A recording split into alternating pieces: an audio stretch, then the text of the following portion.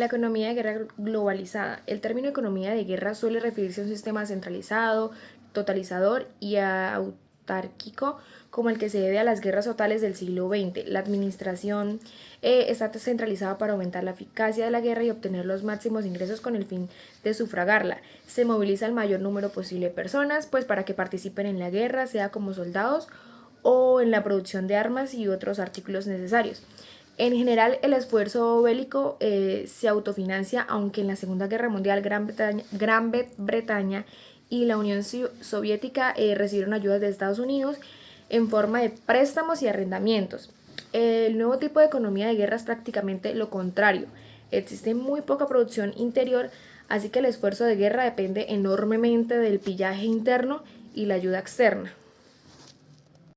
Los que conciben la guerra en los términos tradicionales con objetivos geopolíticos definibles no entienden los intereses subyacentes, tanto políticos como económicos, en que continúe la guerra. Sin embargo, al mismo tiempo, los que reconocen la falta de sentido de pertenencia tradicionales de la guerra y pues observan la complejidad de las relaciones políticas, sociales y económicas expresadas en esas guerras suelen llegar de pronto a la conclusión de que este tipo de violencia es como equiparable a la anarquía.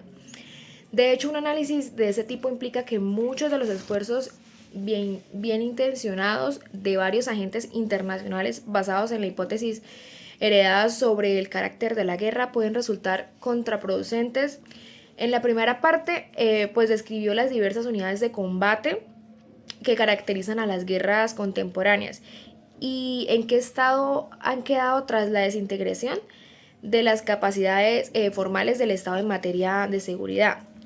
También hablaba de la privatización de las fuerzas militares, que pues esta es una de las características fundamentales de los estados fracasados, que es la pérdida de control sobre los instrumentos de su coacción física y su fragmentación. Asimismo, se estableció un ciclo de desintegración que es casi exactamente lo contrario del ciclo integrador, porque en él se crearon los estados modernos, la incapacidad de conservar el control físico del territorio e inspirar como la adhesión popular, que reduce las posibilidades de recaudar impuestos y debilita enormemente la base de ingresos del Estado. La evasión de impuestos se extiende por la pérdida de legitimidad del Estado y por la aparición de nuevas fuerzas que reclaman dinero en cambio de protección. Esto provoca pues que las presiones externas para recortar los gastos del gobierno, lo cual constituyen todavía como más en su capacidad de conservar el control y fomenta la fragmentación de las unidades militares. Además, se predica la ayuda externa para realizar reformas económicas y políticas que muchos de estos estados pues son constitucionalmente incapaces de implantar.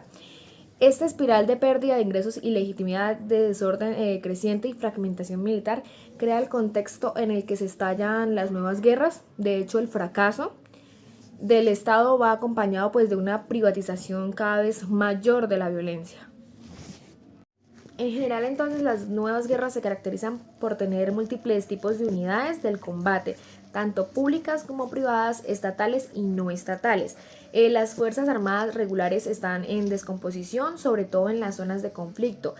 En muchos estados pues, africanos y postsoviéticos, los soldados ya no reciben formación ni un salario regular con frecuencia. A esto pues lleva la fragmentación, las situaciones en la que los jefes locales de ejército actúan como caudillos y tal como ocurrió en Tayikistán, o tal vez las tropas adoptan una conducta criminal como por ejemplo en Zaire, donde se alentaban a los soldados que no compraban su salario a llevar a cabo pillajes y saqueos. En otras palabras, pues las fuerzas armadas regulares pierden su carácter de legitimidad portadoras de armas y se hace cada vez más difícil distinguirlas pues de los grupos paramilitares privados.